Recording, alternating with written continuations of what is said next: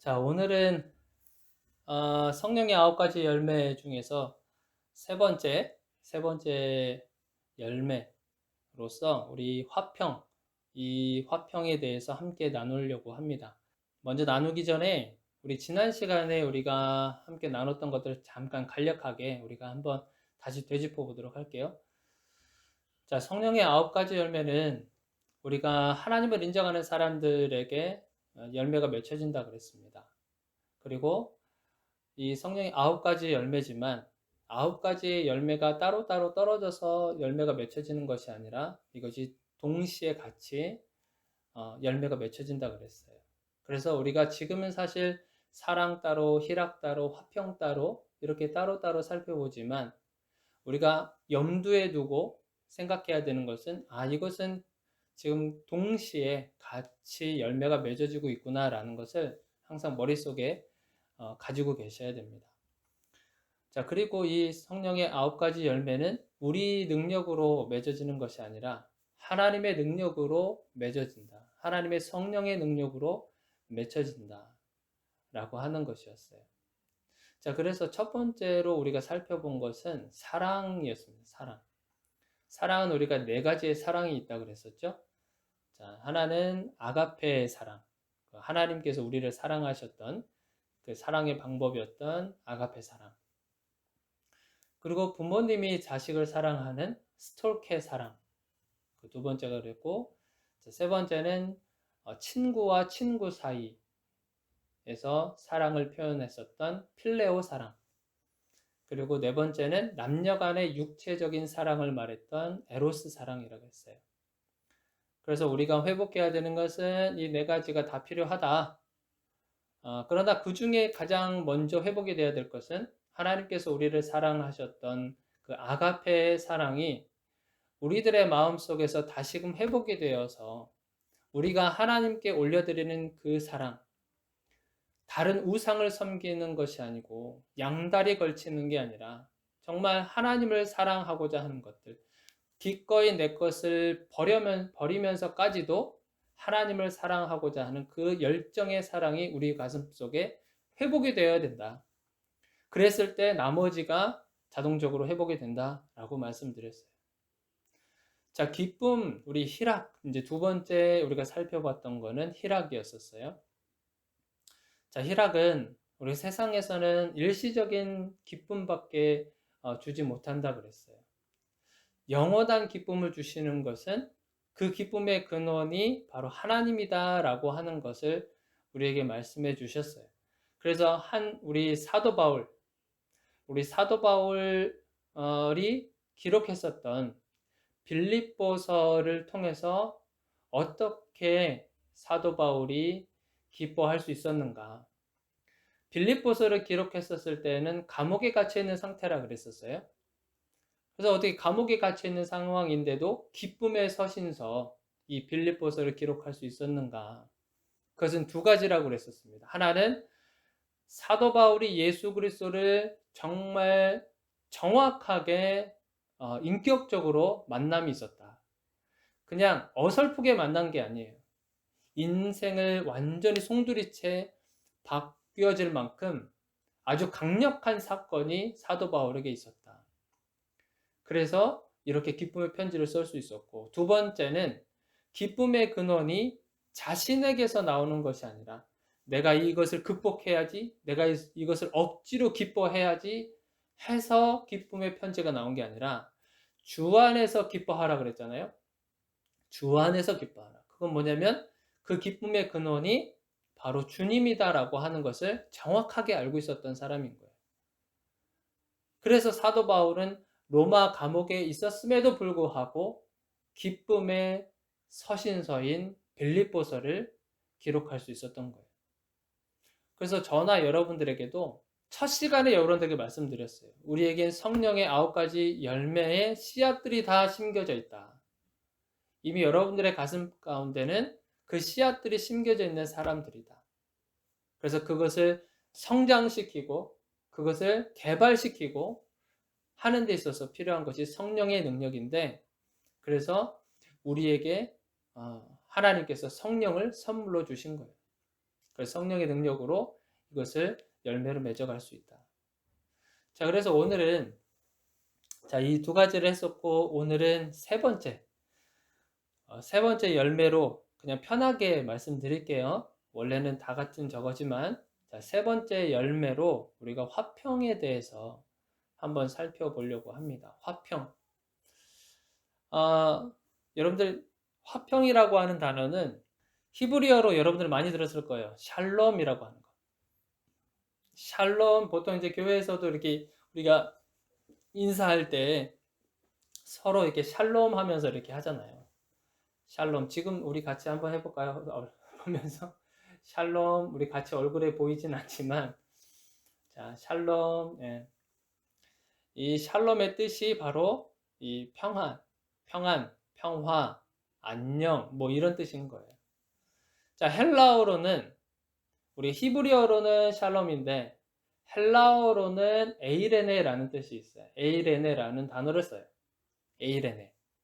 이거 찬양팀 이름도 에이레네 찬양팀이 좀 많이 있거든요. 그래서 이 평안, 화평, 이것은 헬라어로 에이레네라고 하는 단어를 사용합니다. 여러분들 이 단어들만 생각해도 참 마음이 참 편안하지 않아요? 평안, 화평, 뭐 안녕, 뭐 이런 단어들만 생각해도 사실은 마음이 이렇게 좀 편안해지는 느낌을 가지게 돼요. 자, 여러분들은 언제 편안하세요? 저 같은 경우는 우리 아이들이 모두 잠자고 있는 저녁 시간, 우리 아이들 다 재우고 나서 아주 고요한 아무 소리도 안 나는 이 방 안에 있었을 때 이 평안함을 느껴요. 아주 안정감을 느낀다고 하죠. 이 평안함을 누리고 있는데, 그러다가도 갑자기 우리 막내 온유가 배고파서 그런지 갑자기 일어날 때가 있어요. 갑자기 일어나서 뭐 엄마를 찾든지 아빠를 찾든지 하는 경우가 있어요. 그러면 순간 나에게 찾아왔었던 평안이 그냥 순간 숨이 탁 막히면서 그 평안스러운 그 상황이 이렇게 망가져 버리는 것을 경험하게 돼요. 많은 사람들이 언제 평안함을 느낄까? 모든 사람들이 다 그런 건 아니겠지만, 그래도 많은 사람들이 언제 평안함을 느끼나 봤더니 어떤 기계적인 활동을 하고 있었을 때 평안함을 느낀다 그래요. 기계적인 활동. 이 기계적인 활동이라고 하는 게 뭐냐면 예상되는 것. 어떤 돌발적인 상황이 나타나는 게 아니고요.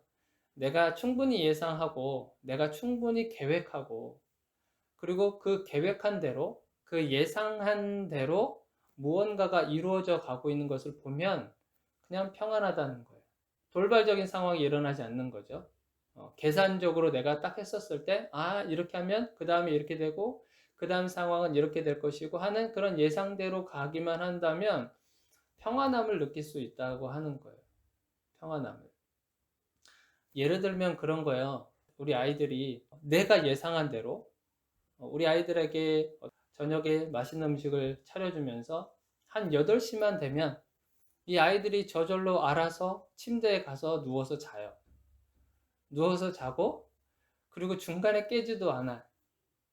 절대 일어나지도 않고, 그 다음날 아침에 8시나 9시에 그냥 일어나는. 그것이 내가 바라고 원하는 그 계산적인 그런 상황인 거죠. 근데 만약에 그렇게 됐었을 때 평안함이 있다는 거죠. 때로 또한 남편이 아내가 원하는 대로 해줬을 때, 또 반대로 아내가 남편이 원하는 대로 아내가 해줬을 때 부부싸움이 날 일이 없어요. 의견 충돌이 날 일이 없어요. 자, 그렇게 했었을 때는 진짜 평안함이 찾아오는 거예요. 또 하나 우리가 교통신호 체계도 우리가 살펴보면 교통신호도 사실은 컴퓨터로 프로그램화 된 거잖아요. 이때는 파란불이 나오고 이때는 빨간불이 나오고 이랬을 때는 차가 지나가고 사람들은 멈춰야 되고 하는 교통신호 체계가 다 있단 말이에요. 만약에 그 교통신호 체계를 다 지키고 있다고 한다면 그 도로 상황은 굉장히 평안할 거예요. 사고도 안 날 것이고 안전하게 각자의 목적지대로 갈 것이고 그렇게 될 거란 말이죠. 이런 모습을 보면 굉장히 편안해요. 이런 것이 바로 기계적인 활동을 했었을 때 평안함을 느낀다고 하는 거예요. 그런데 이게 세상 속에서는 그것이 가능하냐는 말이죠. 내가 원하는 대로, 내가 계획한 대로 이것이 그대로 이루어지냐 말이죠. 그렇지 않은 거예요. 항상 돌발적인 상황이 벌어지게 되어 있어요. 예기치 않은 상황들이 항상 벌어지게 되어 있어요. 그래서 사람들은 그 돌발적인 상황이 나타났었을 때 자기가 가지고 있었던 그 평안함을 순간 잃어버리게 돼요. 자, 그러고 나서 언제 복귀가 되죠? 그 문제가 돌발적인 상황이 이제 회복이 되었었을 때, 회복이 됐을 때 다시 평안함을 찾게 된다는 거예요. 그러니까 세상에서 말하는 그 평안은 이렇게 계속 왔다 갔다 나에게 평안을 주기도 하고 이것을 뺏어가기도 하고 때로는 그것을 다시 주기도 하고 그것을 다시 뺏어가기도 하고 하는 것들이 계속 반복이 되는 거예요. 그러니까 이 세상에서는 진정한 평안을 우리가 찾아볼 수가 없는 거죠. 제가 얼마 전에 제가 일하고 있는 공장에서 이런 일을 경험을 했어요. 제가 이제 취직을 해서 얼마 되지 않았잖아요. 그래서 저는 저에게 있는 주 업무가 있어요.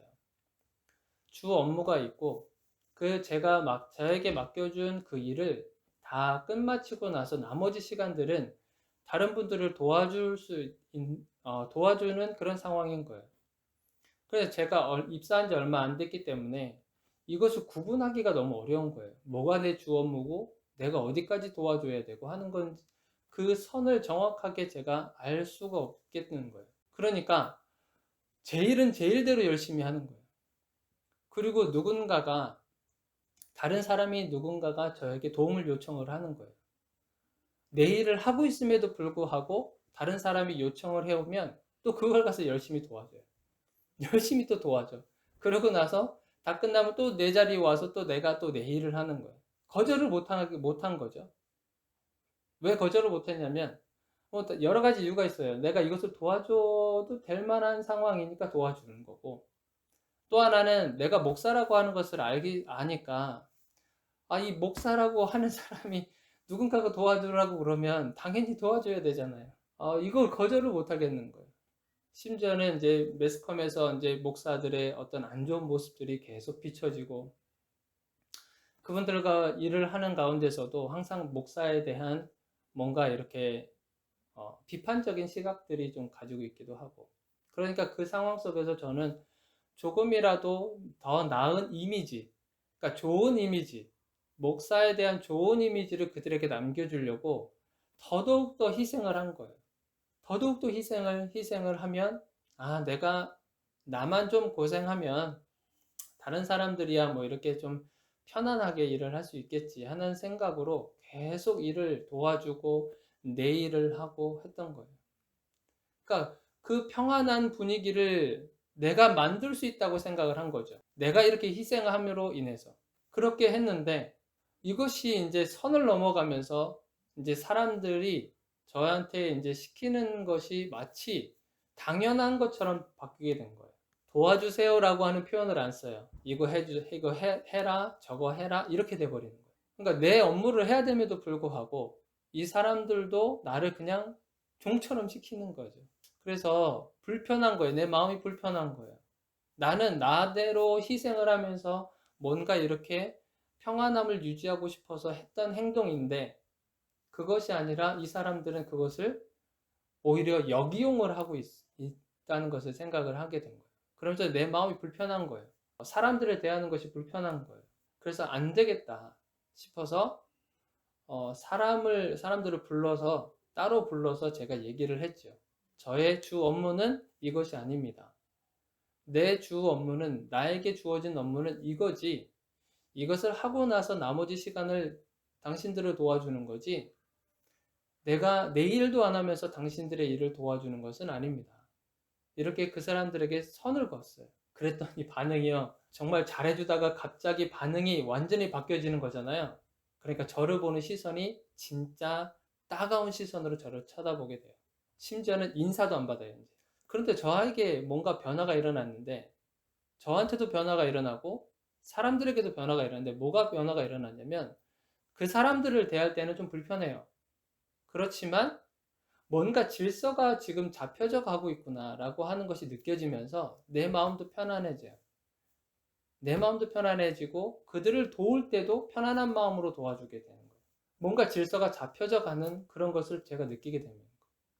그러니까 거짓된 평안을 내가 유지하려고 내가 그냥 내 힘으로 희생하려고 했었던 것들이 오히려 거짓 평안을 내가 조장하는 사람이 돼버린 거예요. 그래서 정확한 선을 그어주면서 내 바운더리라고 하죠.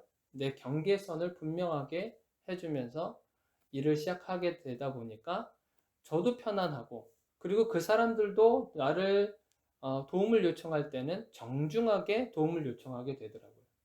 그러면서 나는 기쁨으로 도와주게 되고, 나의 정체성에 대해서 다시 한번 생각하게 된 중요한 사건이 저에게 일어난 거죠. 나는 이 회사에서 어떤 정체성을 가지고 있는가. 그것이 저에게 너무나도 큰 어떤 하나의 경험이 된 거예요. 그래서 세상에서는요, 세상 속에서는 어떤 지속적인 평안함을 줄 수가 없어요. 세상에서는 지속적인 평안을 줄 수 없어요. 잠깐의 평안함을 줄 수는 있지만 지속적인 평안함을 줄 수 없어요. 그래서 주님이 우리에게 어떤 말씀을 주셨냐면, 요한복음 14장 27절을 한번 우리가 봤잖아요. 요한복음 14장 27절 말씀이에요. 우리 다시 한번 읽어볼게요. 자, 제가 읽어보도록 할게요. 평안을 너희에게 끼치노니 곧 나의 평안을 너희에게 주노라. 내가 너희에게 주는 것은 세상이 주는 것과 같지 아니하니라. 너희는 마음에 근심하지도 말고 두려워하지도 말라. 세상이 주는 평안은 거짓된 평안인 거예요. 하나님의 진정한 평안이 내 안에 찾아오게 되면 거짓 평안이 있다고 하는 것을 깨달아지게 되는 거예요. 제가 회사에서 그렇게 거짓된 평안을 조장했던 것이 하나님의 평안이 내 가슴 가운데 들어옴으로 인해서 그것이 보여지게 된 거예요. 내 정체성에 대해서 분명해진 거예요. 그래서 주님이 우리에게 말씀하신 것이 뭐냐면, 세상에는 지속적으로 줄 수 있는 평안이 없다. 아예 찾을 생각하지 말라는 거예요. 세상에서는 줄 수 있는 평안이 아주 일시적인 것이고 단기간 내에 우리가 느낄 수 있는 평안밖에 줄 수가 없는 거예요. 여러분들, 그래서 우리가 자식들 때문에 육아하면서 힘들고 어렵잖아요. 그러면서 우리가 누굴 찾아요? 하나님을 찾잖아요. 우리가 아이들만 봤을 때도 너무나도 귀엽고 웃고 할 때는 얼마나 사랑스러워요. 밥도 잘 먹고 할 때는 얼마나 사랑스럽냐고. 그런데 가끔 얘네들이 막 자지러지면서 막 고집 부리고 땡깡 부리고 울고 불고 막 이랬을 때, 막 발로 차고 막 이랬을 때는 어떻게 해요? 여러분, 이게 그 사랑의 매 되고 그러지 않아요? 분노의 매를 댈 때도 있지 않아요?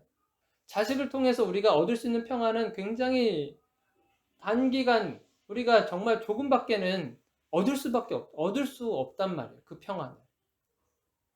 그렇기 때문에 우리가 아이들에게 육아를 하면서 지쳐 있어서 우리가 누구에게 찾아가는 거예요? 하나님께 찾아가는 거예요.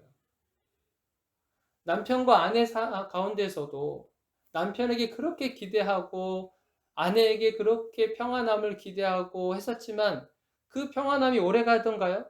오래 안 가요. 때로는 다투기도 하고 싸우기도 하고 서로 상처 주는 말을 하고, 그러면서 누굴 찾아가요?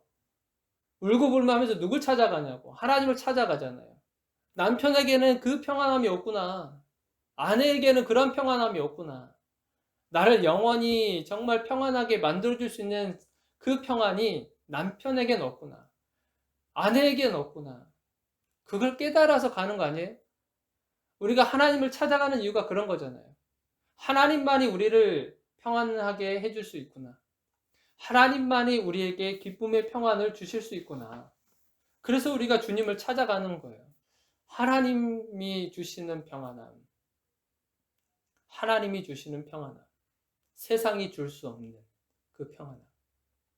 그래서 여러분들 절대 세상으로부터 평안함을 얻으려고 생각하지 마세요. 세상으로부터, 돈으로부터, 어떤 권력으로부터, 어떤 인간관계로부터 여러분들 영원한 평안을 얻으려고 그렇게 생각하지 마시길 바라요. 그것은 잠깐일 뿐입니다. 잠깐 있다가 사라질 이슬과도 같은 거예요.